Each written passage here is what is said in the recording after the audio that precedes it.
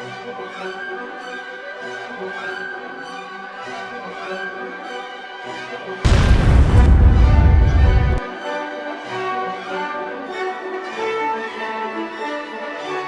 everyone, welcome to Fiaura.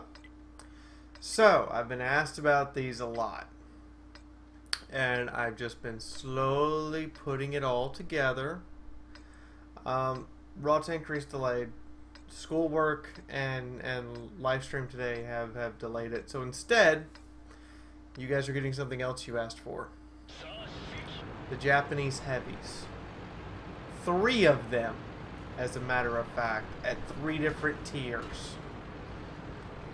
So, first we have the OI. Look at this thing! It's huge! That is a tiger. That is a German tiger. Japanese OI. German tiger. That is a Boxxx tank, an SU-100Y. This thing is massive. How do you kill it? You get beside it. I mean, flat out. That is the most efficient way to kill them. You get beside them.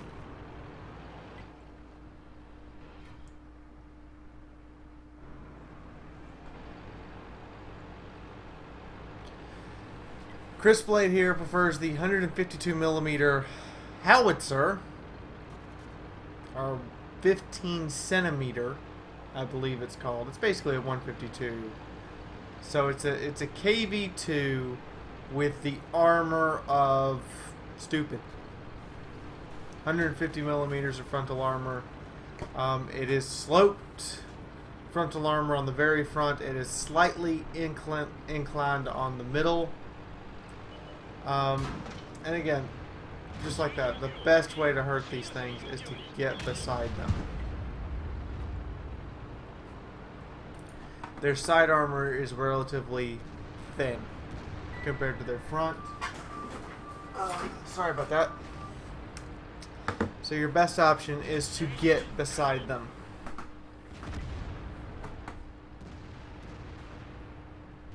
Ooh, 59-13. Okay.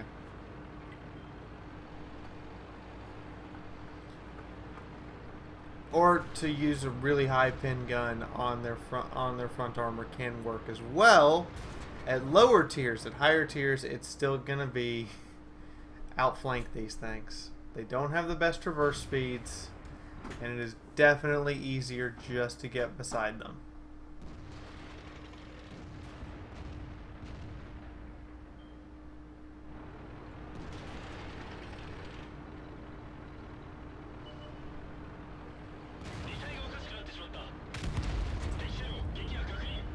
Yeah, E25, that didn't work out for you.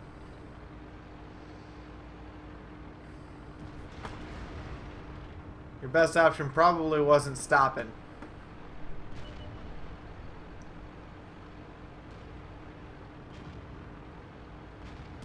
Now, Chris Blade has taken some damage.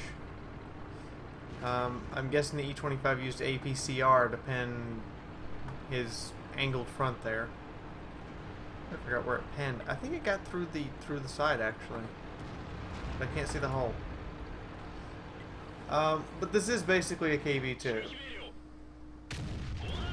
with a much quicker aim time. And he just bounced an IS-3 like it was nothing.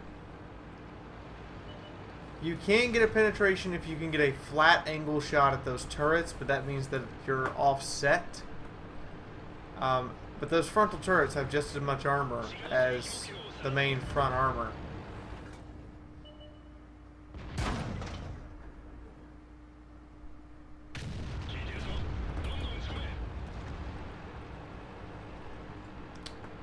Wow, I don't think the penetration tags are actually on this tank.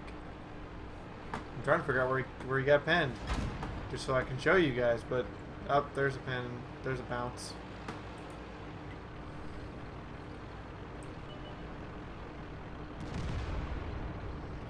And he is, of course, just derping along.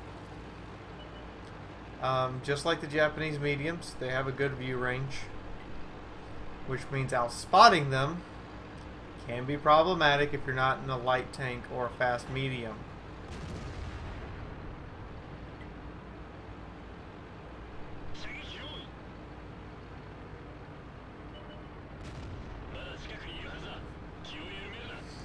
And they are slow. So these are things to take into account.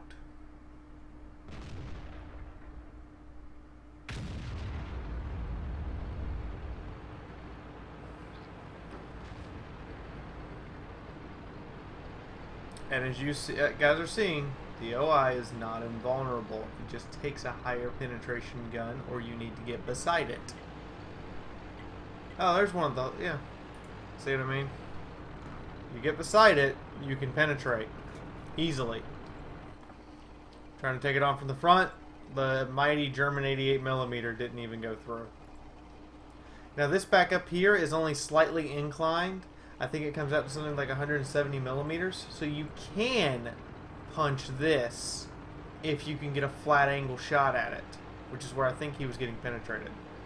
You can also penetrate these guys, but you have to look at their shape and then figure out what angle you're at in order to penetrate them, because they do still have the same amount of armor as the main plating. And the rear has the same armor as the front, which is what makes them extremely unusual. Getting behind these tanks doesn't provide you a superb advantage. And we've also discovered that the doors, which is the doors on the back of the turret, still have the same amount of armor as the rest of the tank. Oh, missed that shot, Chris Blade. Ah, you missed that shot. Your ally was dead anyway, but you missed that shot.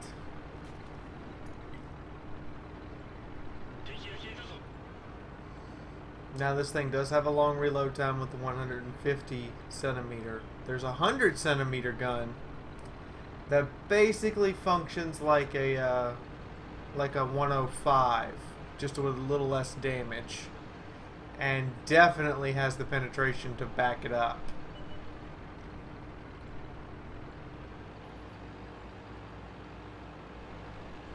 I've actually unlocked a mid-tier Japanese heavy. I just need to buy it.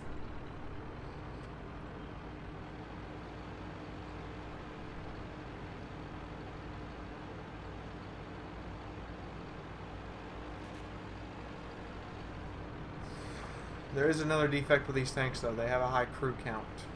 Most of them have 2 radio operators to operate those secondary turrets. Uh-oh. Oh! Ow!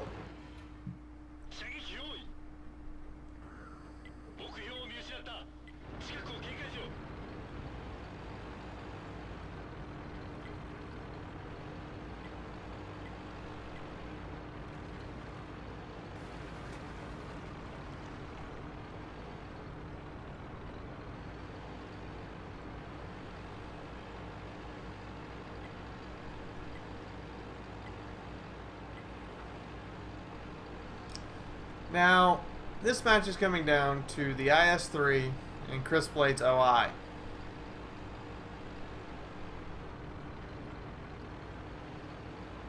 He's invisible because he fired at you from beyond your maximum view range.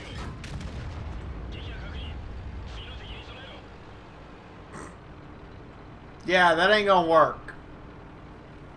When I say you need to get beside them, you need to plan how to get beside this tank. You can't just, you know, come flying up and snap at it. And that bounced off the front of the turret.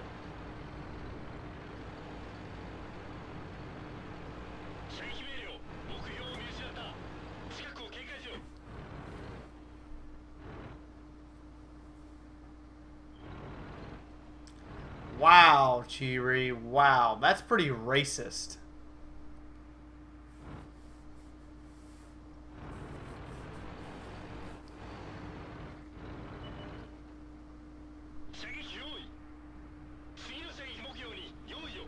Ah, should have taken the shot. Up there it is.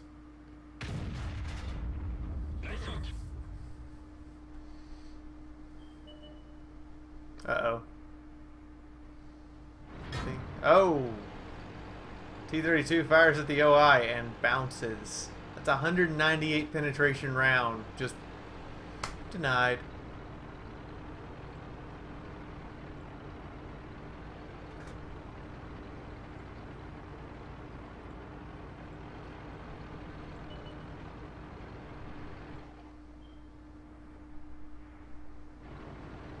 I think their IS-3 is about to die. Yep. Can't underestimate a T-32.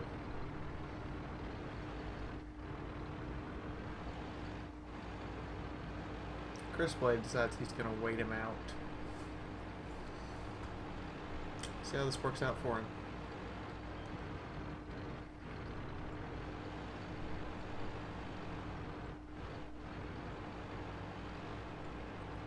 Not quite sure why he's moving so much. I mean, it makes him easier to spot.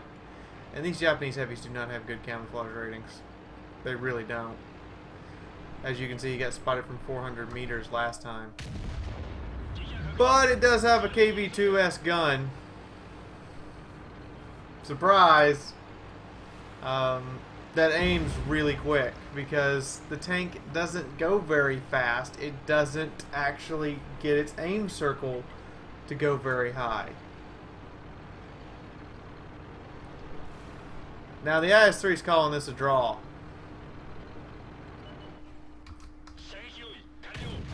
Nope. OI victory.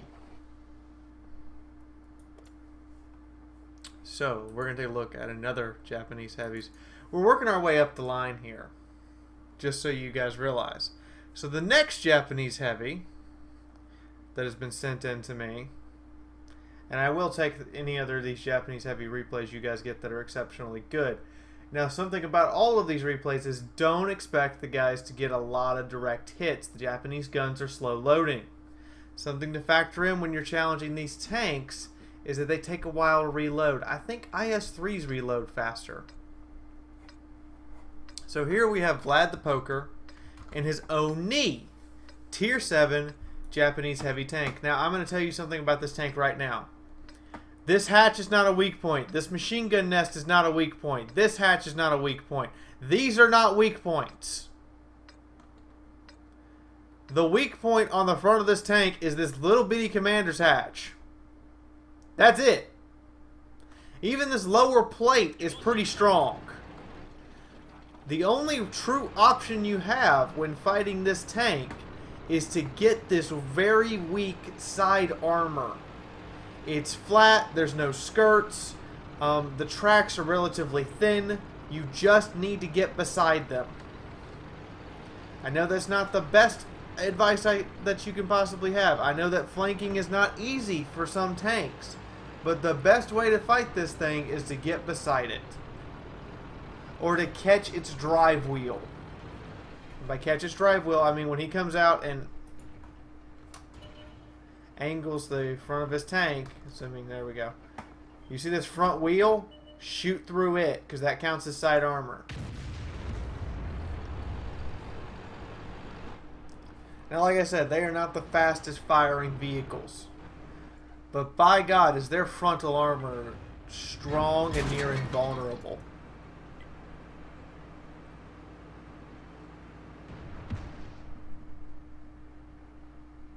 He's actually aiming at the Artie in the back. That's not a wise position, Artie. You see where that hit? Nope. We just know that it didn't hurt.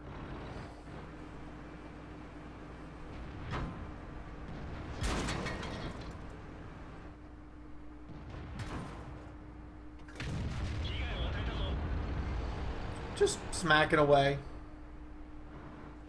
That was a high explosive round. I think this is the 130 centimeter gun. Correct me if I'm wrong. It can function both as a direct fire weapon for armor piercing or as a derp gun. It has that kind of caliber and flexibility. As a direct fire weapon, it hurts! A lot! I think this is a 7-inch naval gun. For those who don't know what that means this is the same gun that goes on a destroyer. That Cromwell's not having any of that.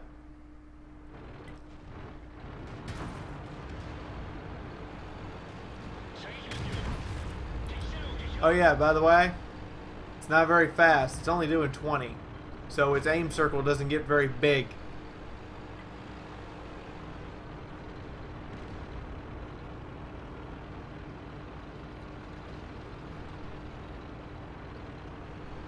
I mean, that is not a very large aim circle at all.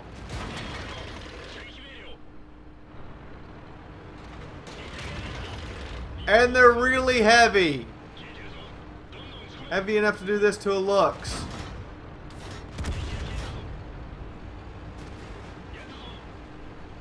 Just batter it to death. Now, the side armor shot penetrated. Like I said, all you gotta do is wait for them to expose their side, or make them expose their side, and you will penetrate all day long. Otherwise, the thing's nearly damn invulnerable.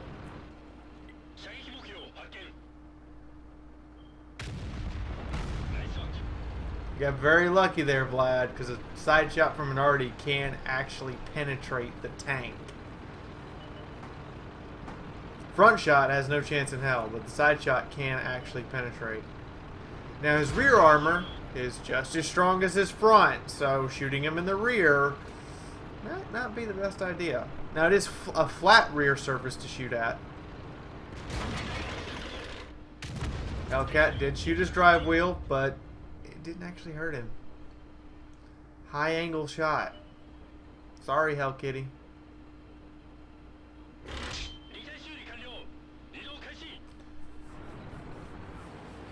And Vlad is being very aggressive, and people are suffering new tank syndrome against these Japanese heavies, as you can see. I'm going to speed this up. His Tiger friend is going to get pwned by a 12T because autoloader. And Vlad's going to move back in anticipation that 12T is going to come out. And turn his front armor towards. And start moving. And there's the 12T. If he would have just pointed his gun downrange, 12T would have appeared for him. Up, here he comes.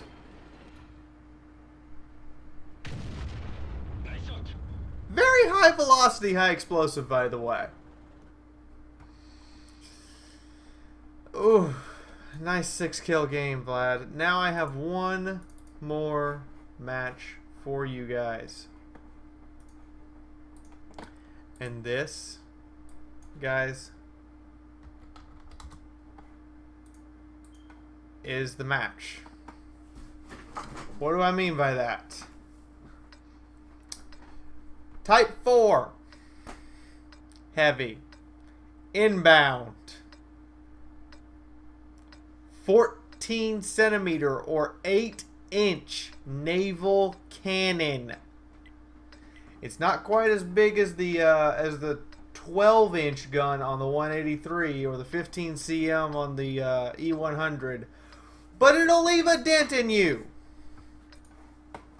Now the front of this tank, the weak spot is the license plate and this commander's hatch. That's it. The driver's port, the secondary 75 millimeter cannon. Yeah, that's a 75 mil cannon right there. That's how big this gun is. The secondary 75 cannon, not weak points. Pointless to shoot them. You need to either hit the license plate or you need to hit the big hatch on top. By the way, the tracks are thick. Really thick. This is the first Japanese heavy capable of good side scraping because of how thick those tracks are.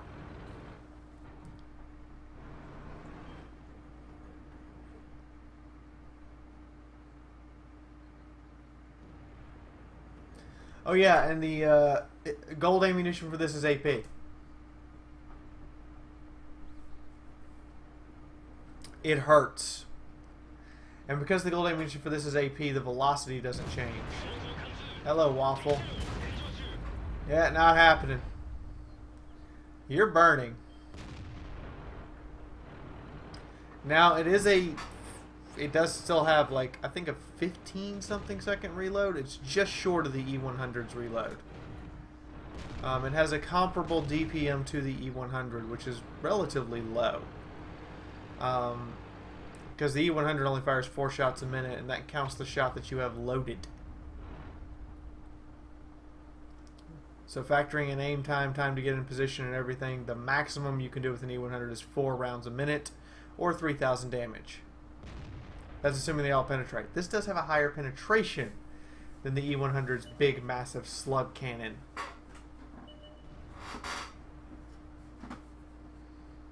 It just has a little bit lower damage with I think the same reload. So I think it comes out to 2,800 damage per minute on the Type 5. On the Type 4, it's even slower. Yeah, that's right. The Type 4 gets the Type 5's gun.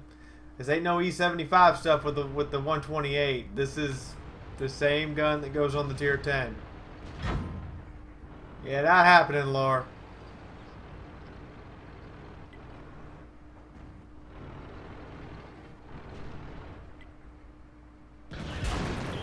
Now, side armor shot, yeah, that's going to go in. And he did burn for a little bit.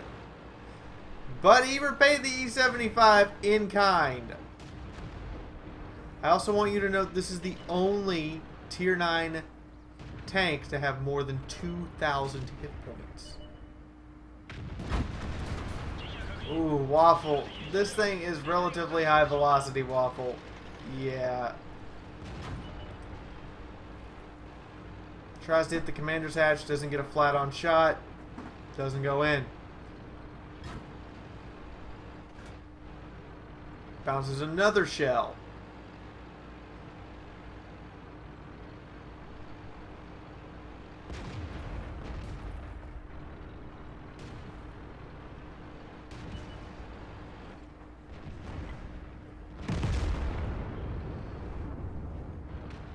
His friend in the 32, though, is dead.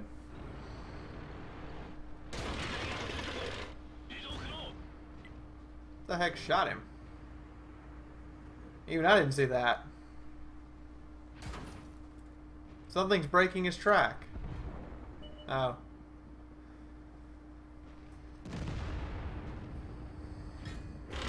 No? Something's still shooting him. So he's going forward. By the way, this was sent in by Dr. Meccano. Sounds like an evil villain name. Ooh, a side shot penetrates from the 32, but the lower 40T paid for not getting out of the way.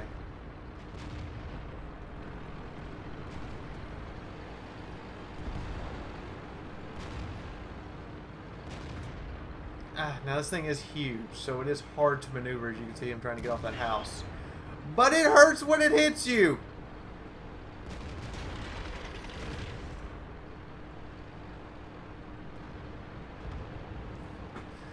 And it has soaked quite a large number of hits, with only a couple penetrations from the side armor. The front armor has suffered no penetrations. I'm going to keep telling you people, get beside these things. Seriously. They're slow, they're ponderous. It's like a tortoise. It can beat the crap out of you. You have to get a precision shot for the weak point, or you can just get beside it and kill it. Treat them, I would seriously treat them like fighting an AT series tank. You either shoot the precise weak point, or you look to get beside it, but you don't fight it head on. And Dr. Meccano walks out of this with a victory.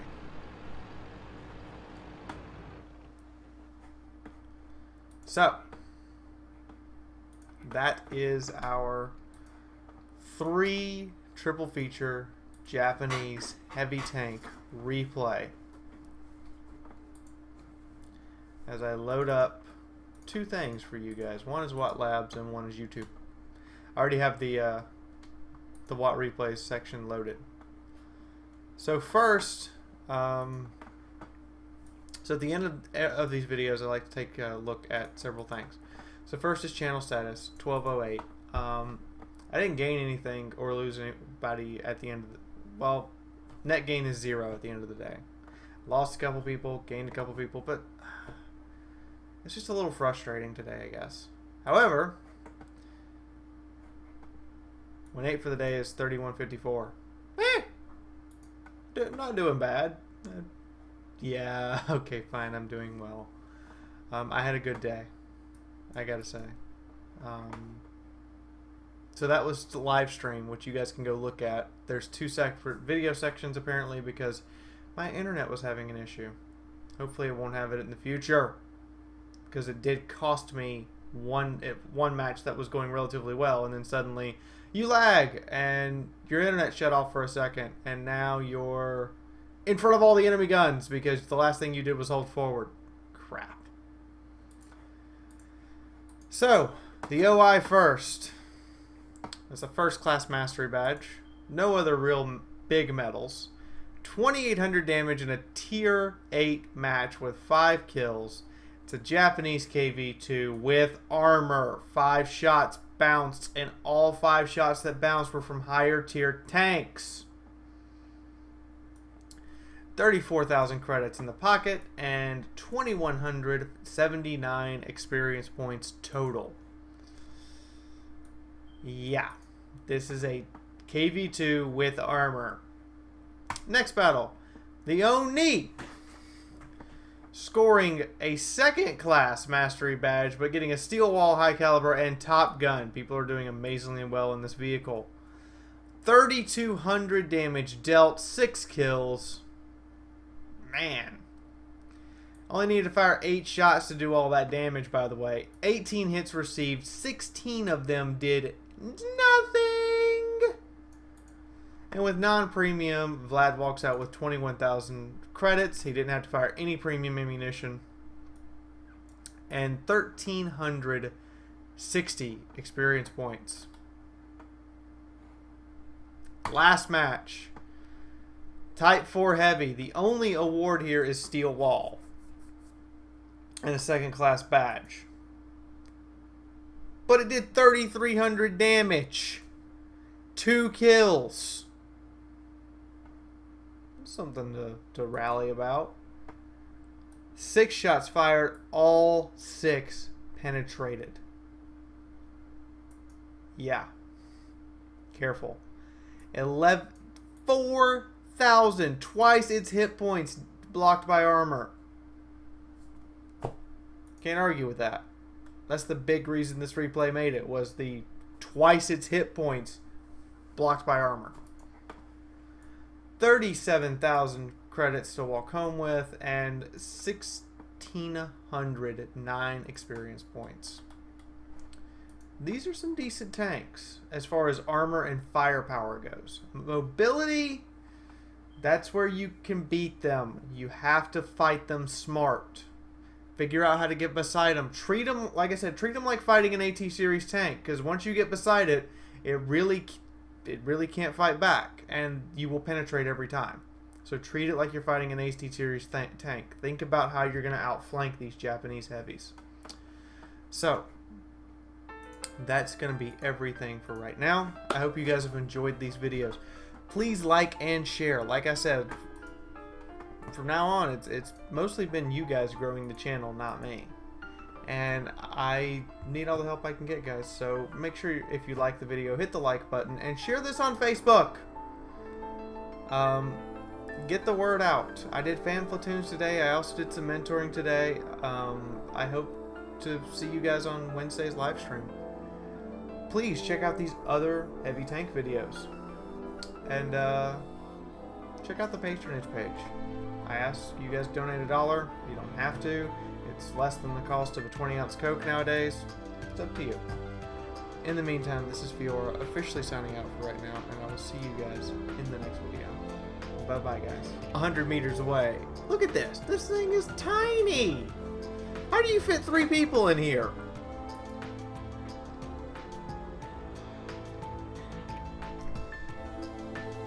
Ooh, ooh, ooh, little T-21. Now, the thing about the T-21 is if you can stay alive, you can do a lot of damage. But you gotta stay alive. You only have 600 hit points. You're expected to fight tier 9s, possibly tier Just saying. And you don't do a lot of damage per shot. How he did not see that Jackson, I don't know. I'm just going to assume your commander's not 100% because you should have been seeing that Jackson move the entire time. The T-21 does, however, have the longest view range of any Tier 6 light tank, and it's not a loader. It's kind of like, my first auto loader is so cute, but it's wrong. Oh shit! Aim my shot in, and make sure that's gonna hit. Ah, I'm short. Come on, come on. Am I gonna get my Top Gun? Yes! KB-85 blew his shell. The Tiger P apparently didn't fire, and I walk out with a Top Gun. So that's our warm-up match in the little bitty Hell Kitty. Little bitty Hell Kitty. Has a nice ring to it. Let's move on to our main event.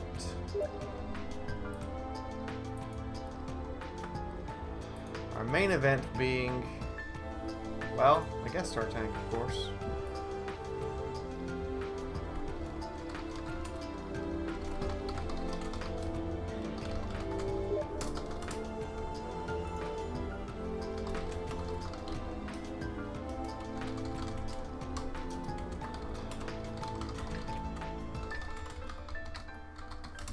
Sorry, girlfriend's talking to me.